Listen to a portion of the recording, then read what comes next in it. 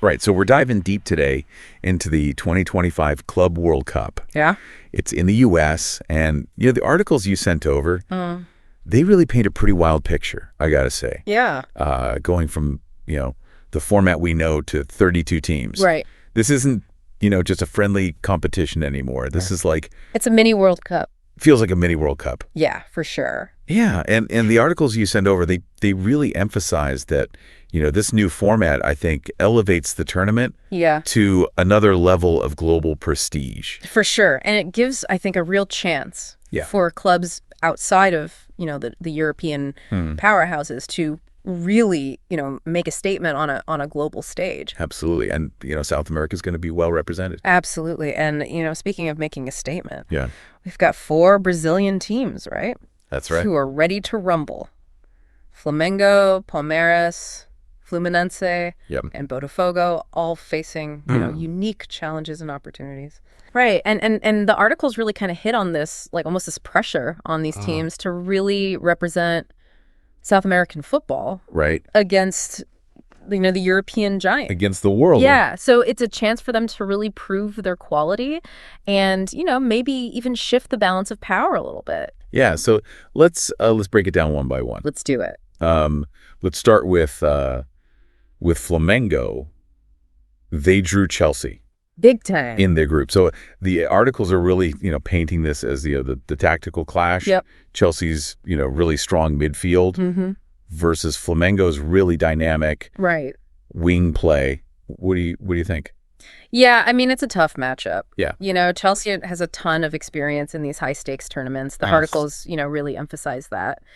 But, Flamengo's riding high after that Copa Libertadores victory. Oh, yeah. Which, for those who might not know, is basically the South American Champions League. Right. So they've shown they can compete with the best. Yeah. So it's going to be an interesting matchup for sure. And speaking of tough matchups, Palmeiras seems to have a slightly smoother path on paper. On paper. Right. Their main rivals are Porto with Al Ahly. And get this, Inter Miami. Messi's new stomping ground, rounding out the group. Oh, wow. So, but I think, the articles suggest that those underdogs might still have some bite. Yeah, for sure. Palmeiras can't take it easy. Right. The articles mention their vulnerability to counterattacking football. Right. And, both Al Ahly and Inter Miami are known for their speed on the break. Yeah. So it'll be interesting to see how Palmeiras adapts. Absolutely. Now, Fluminense finds themselves in a real tactical battleground. Yeah. Borussia Dortmund and Ulsan Hyundai. Wow. 2 very different but equally formidable opponents. Yeah. How do you see them navigating this group?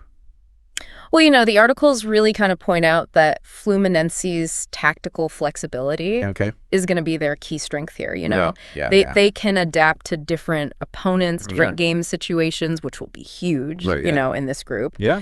Dortmund's going to test their defensive resilience. Yeah. While Ulsan, they're going to demand creativity and attack. Yeah, so they're going to have to be on their toes the whole time. Absolutely. Yeah.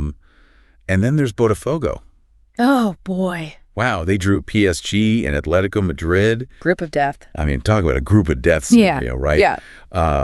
So the articles are suggesting, it's a massive uphill battle for sure. Yeah, but you also got to remember Botafogo's coming off that historic Copa Libertadores win. That's true.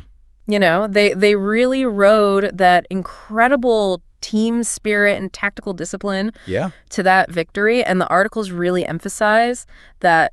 So, they may be underdogs in this group, but they've got the heart and the strategy to cause some upsets. Right.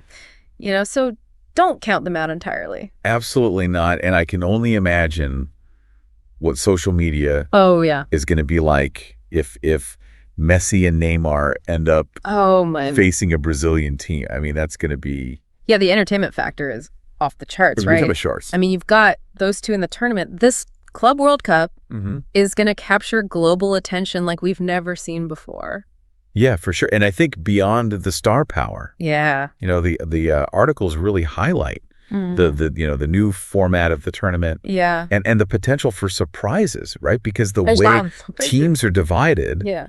ensures geographic diversity. Right. It sets the stage for some really exciting and unpredictable encounters. Yeah. This tournament is about more than just individual teams. It's a clash of, styles and footballing cultures. Well, and for the Brazilian teams, it's a huge opportunity to make a statement, but also it's a big challenge, to live up to those expectations. So if we were to kind of sum up the biggest takeaways from these articles, what should we be watching for? Yeah. So the articles really emphasize a few key things. Okay. First, the Brazilians need to maintain consistency. Yeah. Throughout the tournament. Upsets are possible. Yeah. They can't afford to slip up against those supposedly weaker teams. Second, Botafogo, they're going to need a near perfect performance to escape that group. Right. And lastly, keep an eye on the tactical battles. Okay. The article suggests that, adaptability and strategic flexibility are going to be key to success in this tournament. Yeah, so I think it's safe to say that this 2025 Club World Cup is shaping up to be an absolute spectacle. Oh, yeah. We'll definitely be glued to the screen, watching to see how the Brazilian teams fare. It's going to be fascinating. And here's a thought to leave you with, Okay. Could this tournament mark a turning point in global football? Ooh. Will we see a South American champion? Interesting. Or will the European clubs, continue their reign? Just something to think about as you watch all the drama unfold. For sure. I think that's a great question to consider. Yeah. Going into this tournament, and, I can't wait to see how it all plays out. Me too. So, yeah, I think we covered it. I think so. We're good here. Yeah. Awesome. Thanks for diving deep with me. My pleasure. And we'll see everyone next time. See ya. For another deep dive. Bye.